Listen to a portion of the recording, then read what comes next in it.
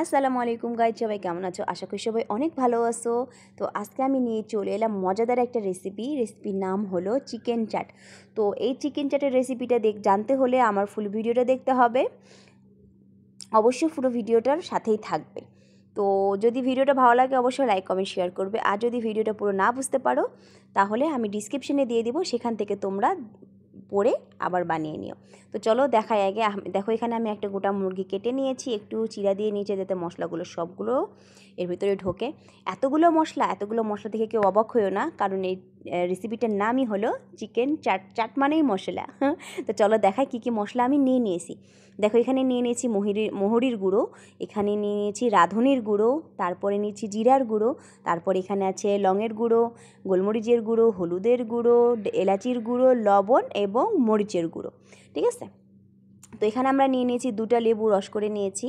তারপরে এখানে আছে আদা এবং রসুন ছেঁচা। তারপরে এখানে আছে হলো টমেটোর সস। তোমাদের বাসায় টমেটো সস না থাকলে তোমরা টমেটো ব্লেন্ডারে ব্লেন্ড করে নিতে পারো। আর এটা হলো সয়া সস, আর এটা হলো তেল। তো আমরা কি করব, এখন সবগুলো মুরগিটার ভিতরে দিয়ে দেব। তো মশলাগুলো দিয়ে দিয়েছি, এখন আমরা দিয়ে দিচ্ছি আদা রসুন ছেঁচা, তারপরে দেব তেল। এখন তেলগুলোও দিয়ে দিলাম। তেলের পরিমাণটা আমার একটু বেশি হয়েছিল, তোমরা একটু কম করে দিতে পারো। তারপরে দিয়ে দিব হলো সয়া সস। সয়া সস দেওয়া শেষ। এরপরে বাকি আছে আমাদের লেবুর রসটা দিয়ে দেব। তারপরে আছে টমেটো, এই টমেটোটা দিয়ে দিব। তোমাদের বাসায় যদি এটা না থাকে তোমরা টমেটো কিন্তু ব্লেন্ডারে ব্লেন্ড করেও দিতে পারো, ওটাও ভালো হবে। তো এখন আমরা এটাকে সুন্দর করে মাখাচাকা করে নেব।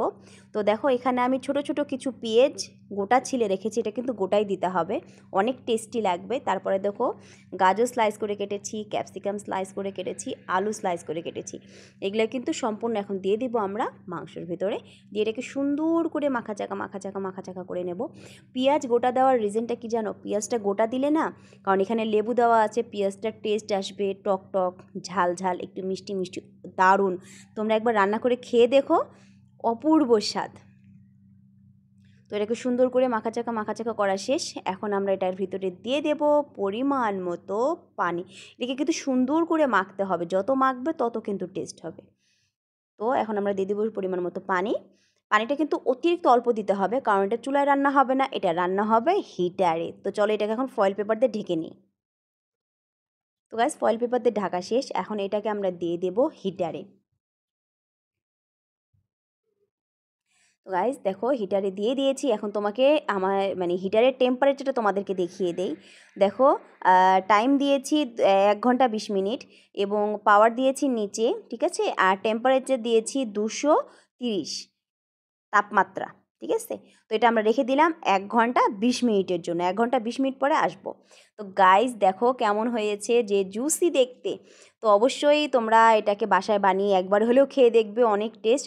যদি পুরো ভিডিওটা না দেখে বুঝতে না পারো, আমি অবশ্যই ডিসক্রিপশনে দিয়ে দিব, দেখে তোমরা বাসায় বানিয়ে নিবে। আর ভিডিওটা ভালো লাগলে like comment share and subscribe করবে। আজকের মতো ভিডিওটা এ পর্যন্তই। Bye bye.